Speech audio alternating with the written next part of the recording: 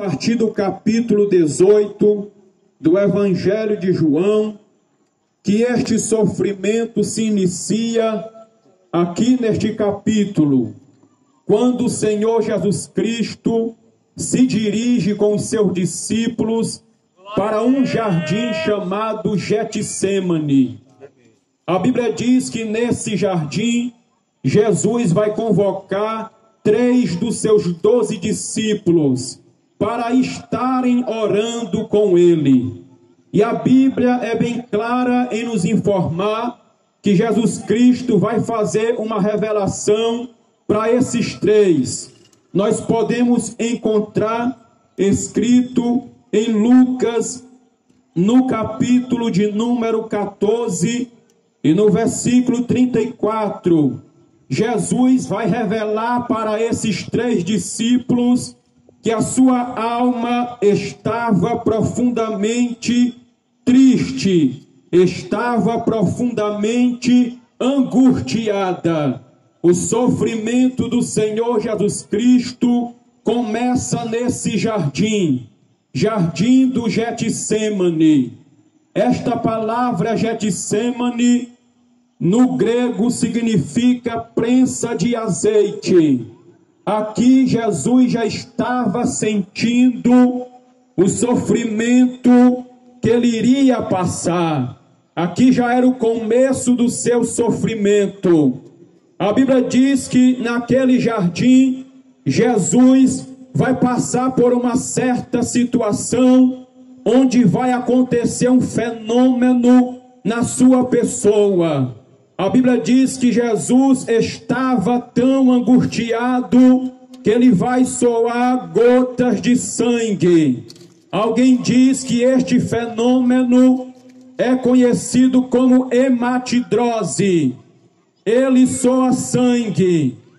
Ele estava passando por uma tristeza profunda, uma angústia tremenda. Por isso ele está ali com aqueles 3 discípulos, orando ao Pai. E a Bíblia diz que na sua oração, ele vai repetir por 3 vezes as mesmas palavras. Ele vai dizer ao Pai: Pai, se possível for, passa de mim este cálice.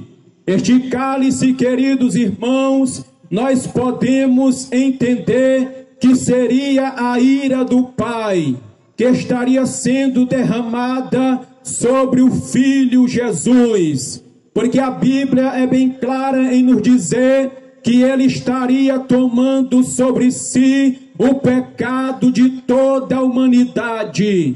E nós sabemos que Deus, o Pai, abomina o pecado.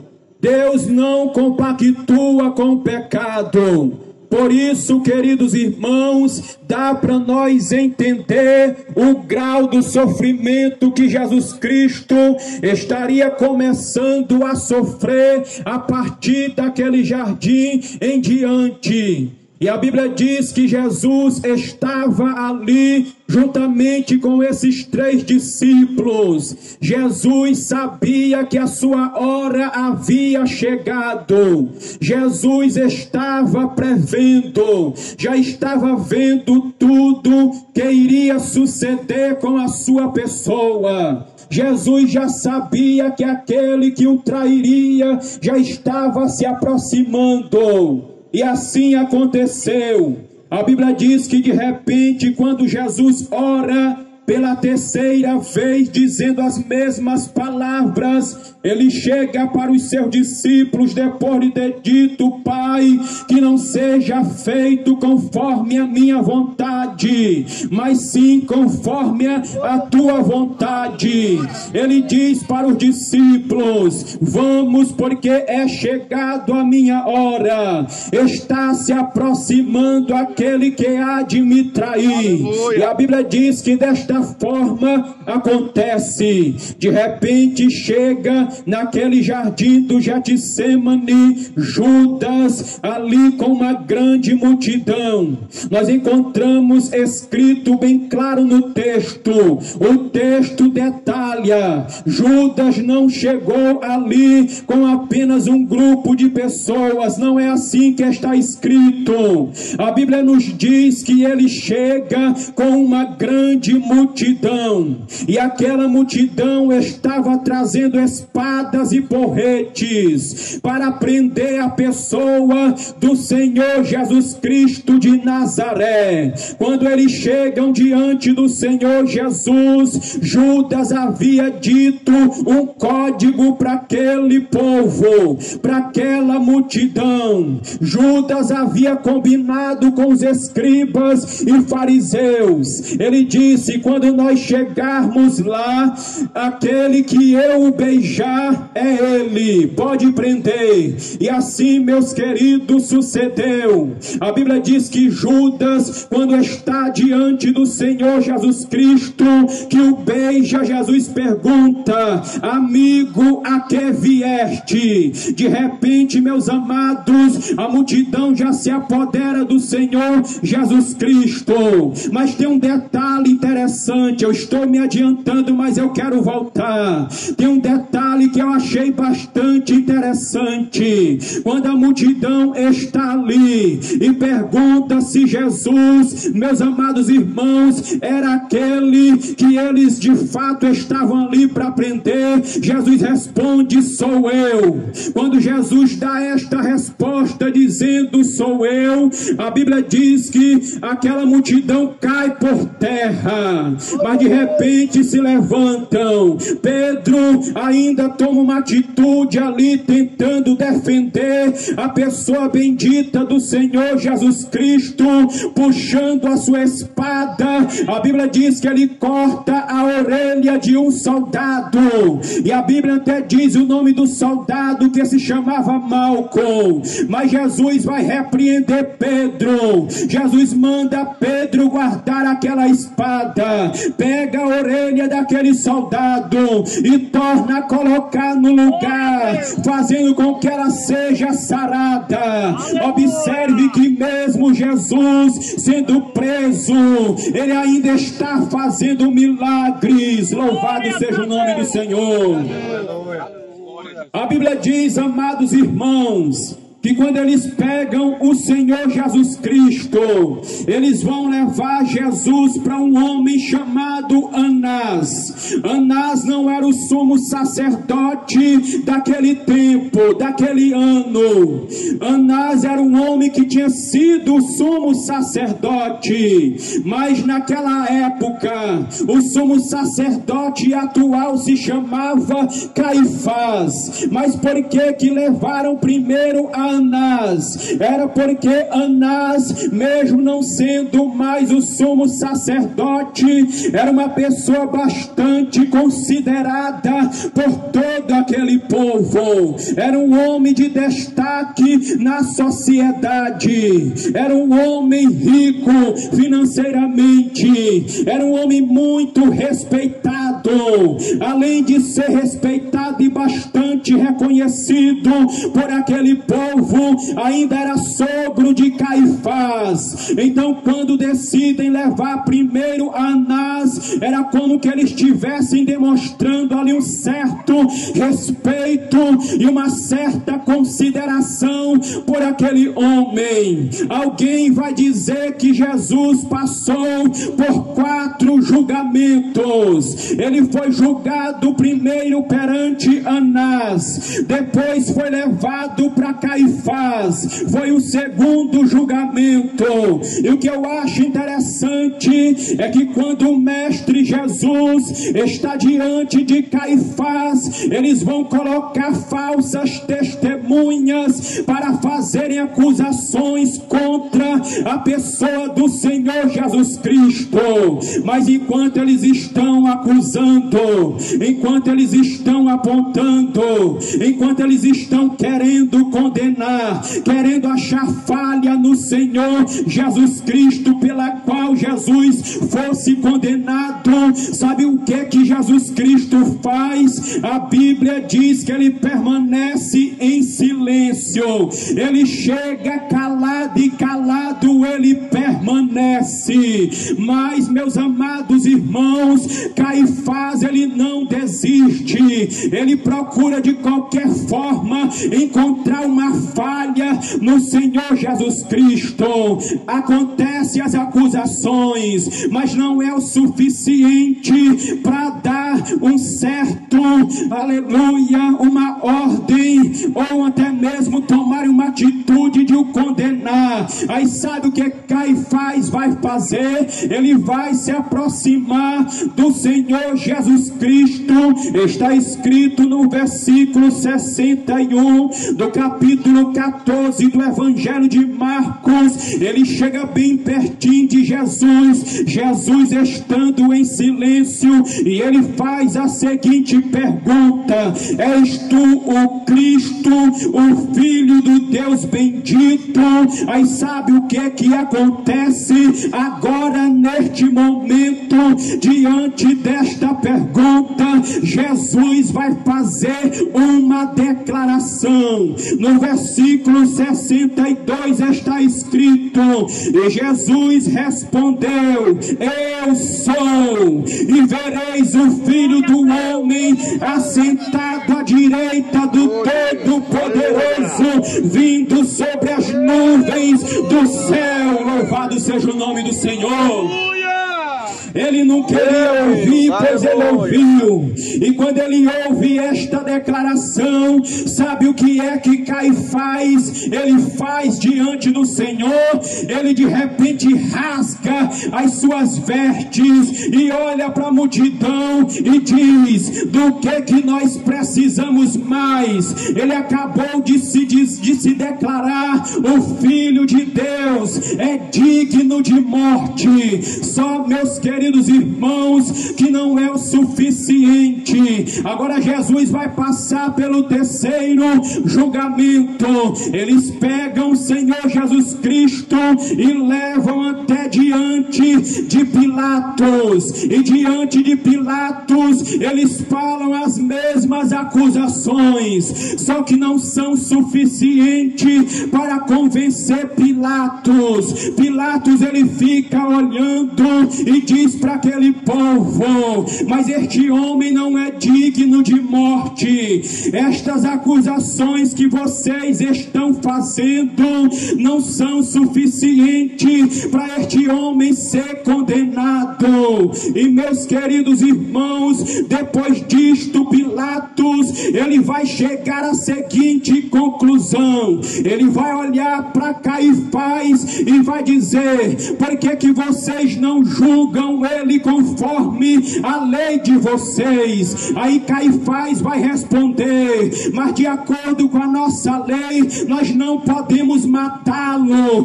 porque nós nunca matamos ninguém. Não podemos matá-lo, não é permitido pela nossa lei. Sabe por que ele vai dizer isto e vai insistir que Pilatos continue aquele julgamento?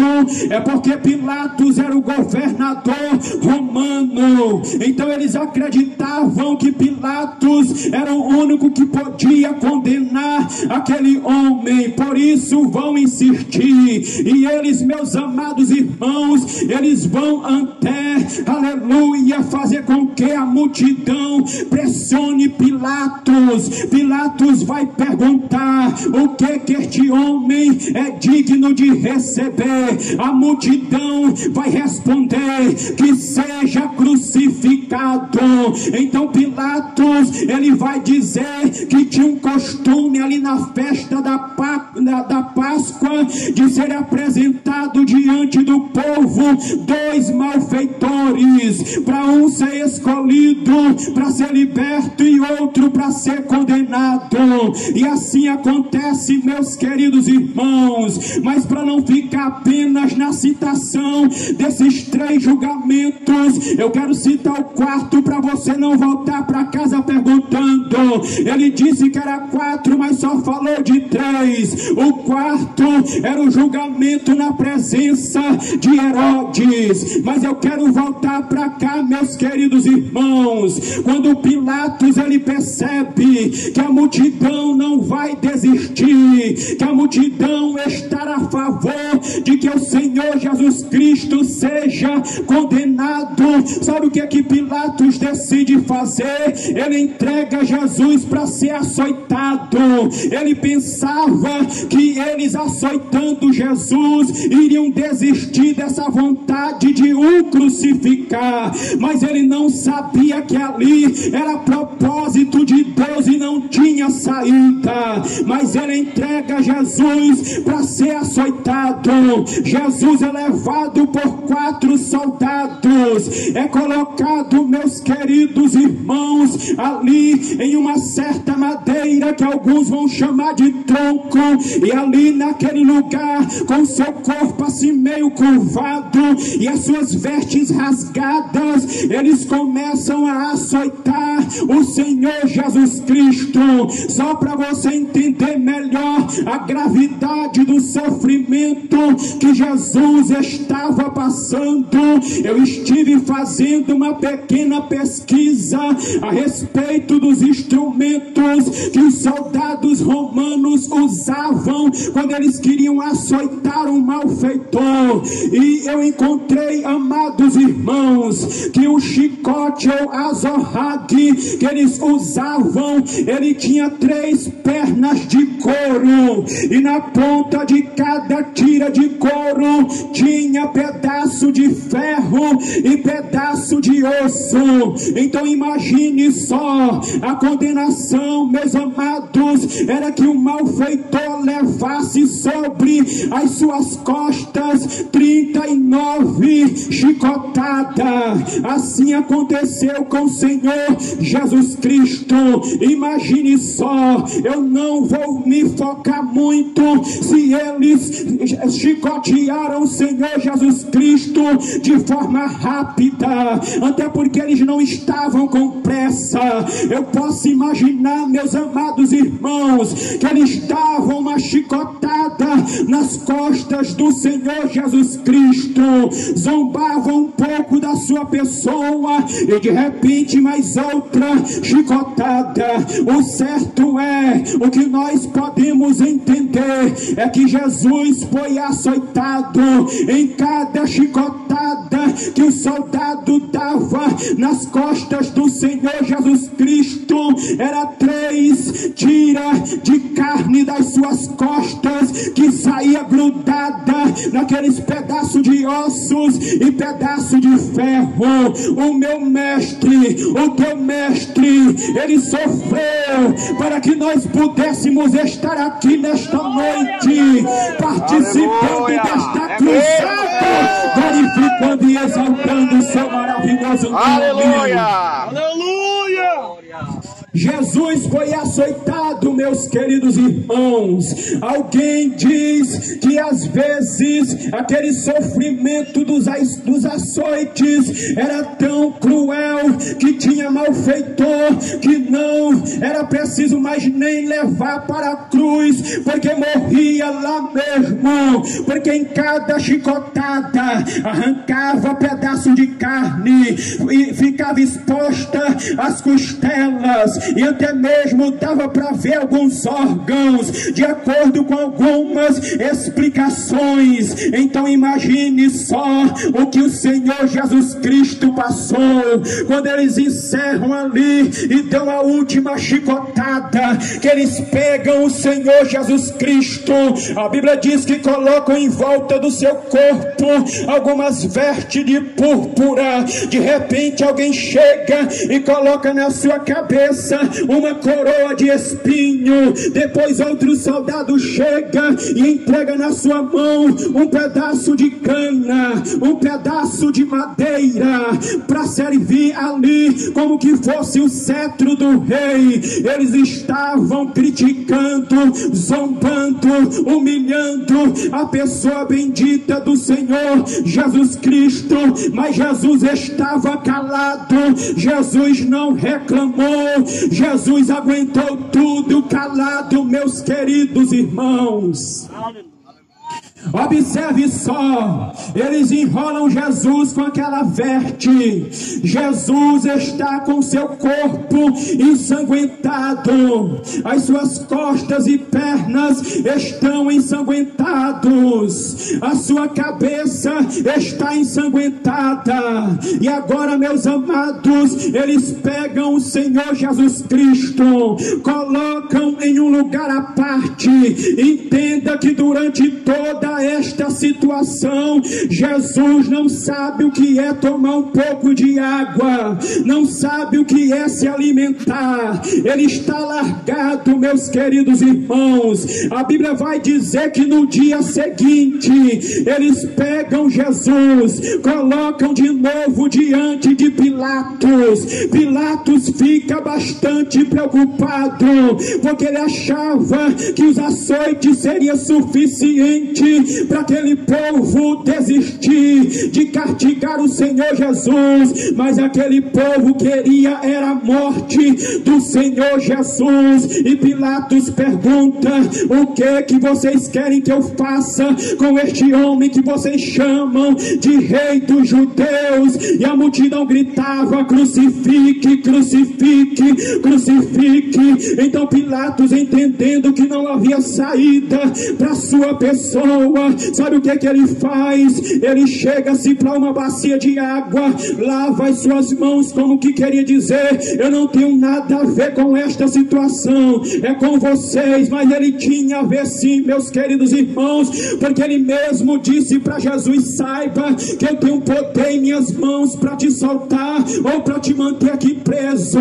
É naquela situação que Jesus responde: nenhum poder teria se o meu Pai não te desse. Louvado seja o nome do Senhor. Então Pilatos entrega o Senhor Jesus Cristo ali para aquele povo. Eu posso imaginar, meus amados irmãos, Jesus vai começar a andar agora por aquela via que ficou conhecida como a via dolorosa. Jesus, meus amados, está com madeiro em suas costas, e eu quero esclarecer para nós que estamos aqui nesta noite que Jesus não carregou a cruz. Jesus carregou apenas uma parte da cruz, aquela parte que fica atravessada no madeiro, que se chama patíbulo. Pesava mais ou menos 50 a 60 quilos. Eu trabalho muito carregando saco de cimento.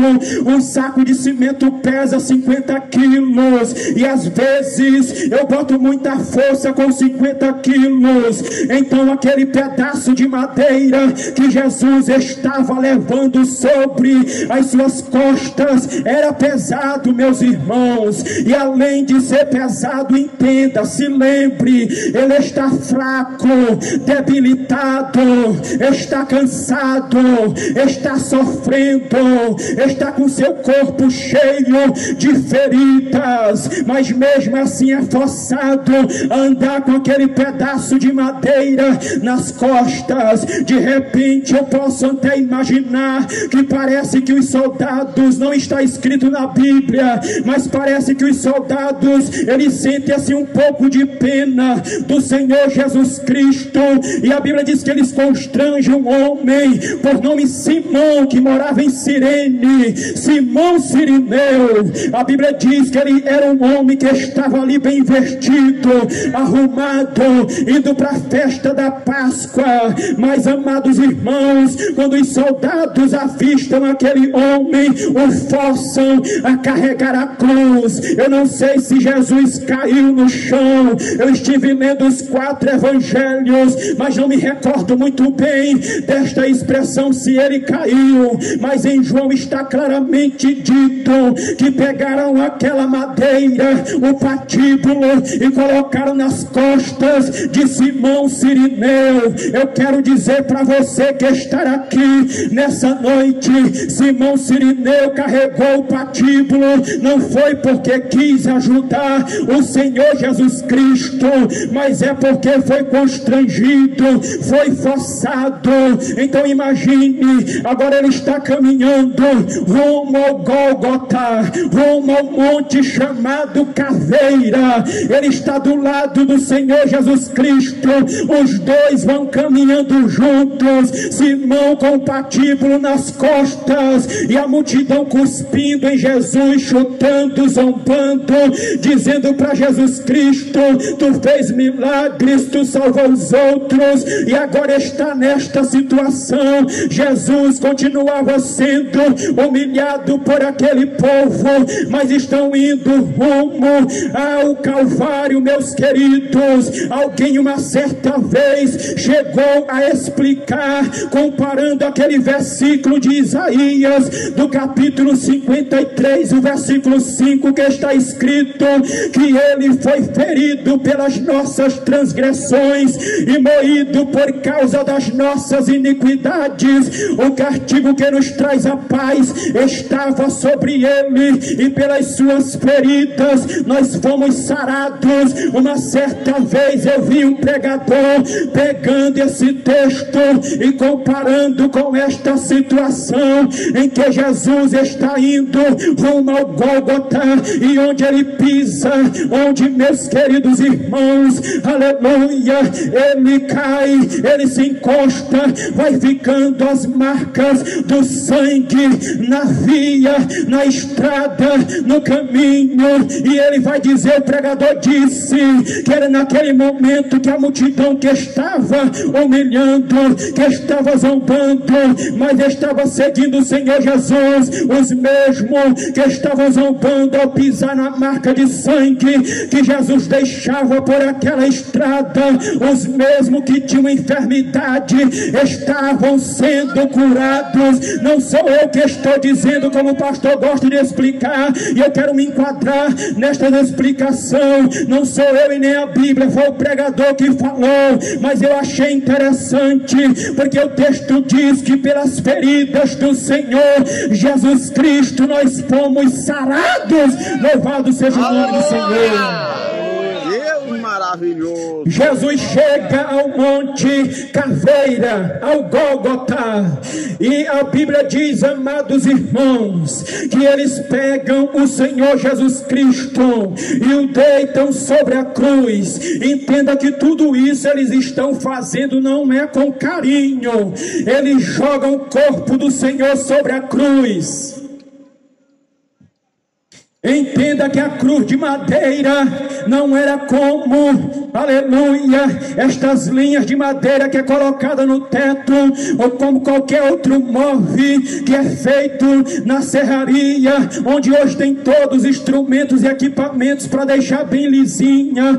Não, meus amados, era uma madeira cheia de ferpa. Jesus foi jogado sobre aquela cruz. Alguém disse uma certa vez que os buracos onde entrariam os cravos já eram feitos dias antes, para quando chegasse o momento da crucificação, eles não perderem tempo fazendo buraco na madeira. E alguém que explicou isso disse mais, que quando foram pregar o Senhor Jesus Cristo na cruz, a distância dos seus braços para os buracos que eram feitos na madeira não deu, porque a cruz não era do Senhor Jesus, a cruz era para para Barrabás, e alguém diz que os braços de Barrabás eram mais longos, mais compridos do que os braços do Senhor Jesus Cristo, e o pregador explica que puxaram os braços do Senhor até deslocar do osso, para poder dar a distância do buraco que estava feito na madeira, e começaram a pregar batendo naqueles pregos, o prego que cravaram ali o pulso do Senhor Jesus Cristo era de aproximadamente 12 centímetros. Eu sei que você talvez já tenha ouvido testemunho de pessoas que dizem ter visto o Senhor Jesus Cristo em revelação. Pode prestar atenção que muitos dos que dizem que já viram o Senhor vão dizer que viram Ele com as mãos furadas, mas quando a gente começa a pesquisar a respeito de onde entraram os pregos, a gente entende, meus amados, que os pregos não cravaram na palma da mão, até porque na palma da mão não suportaria o peso do corpo do Senhor Jesus Cristo, iria rasgar com o peso.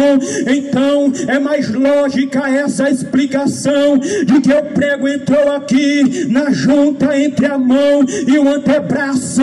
Foi aqui que Jesus Cristo ficou pregado, meus amados irmãos, naquela cruz. Pregaram prego no braço esquerdo, no braço direito, depois pregaram seus dois pés juntos. Eu estive pesquisando, meus amados, como era que os soldados romanos eles crucificavam alguém naquela época. Encontrei muitas explicações. Encontrei uma explicação onde se diz que eles pregavam um prego aqui no calcanhar, mas eu vou ficar mesmo com essa, que é a nossa costumeira, onde colocaram um pé em cima do outro, e ele ficou suspenso tanto pelos pregos, como também por um certo apoio que tinha embaixo dos seus pés. E entenda que a cruz era muito alta, porque está escrito na palavra de Deus que depois que Jesus ele expira, meus amados irmãos,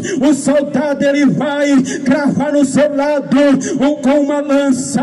Então dá a entender que Jesus estava bastante alto em cima daquela cruz. Mas eu quero voltar aqui para a crucificação, para o sofrimento que o Senhor Jesus Cristo ele passou por toda a humanidade.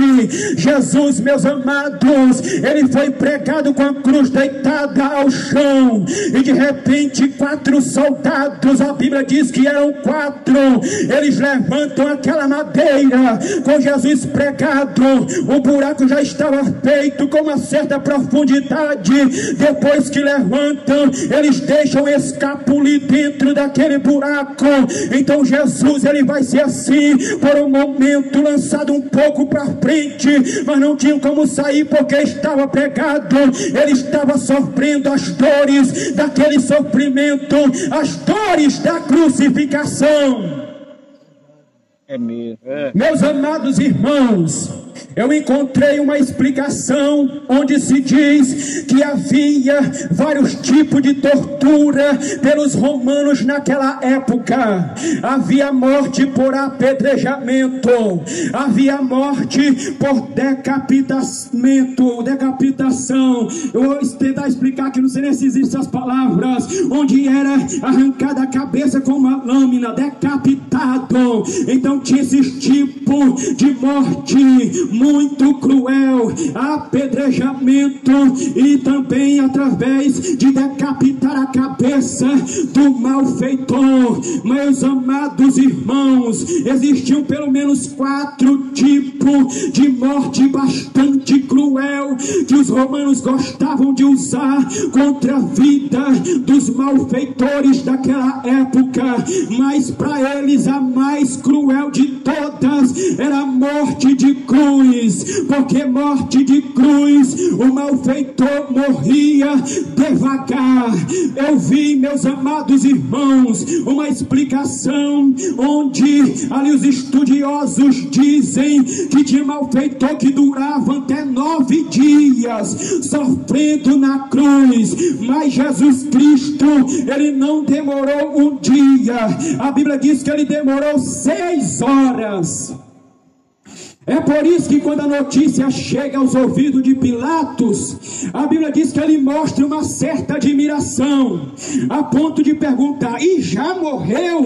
Porque foi muito rápido. Sabe por que foi rápido? É porque Jesus sofreu muito pelos açoites. Ele já foi colocado na cruz quase morto, meus amados.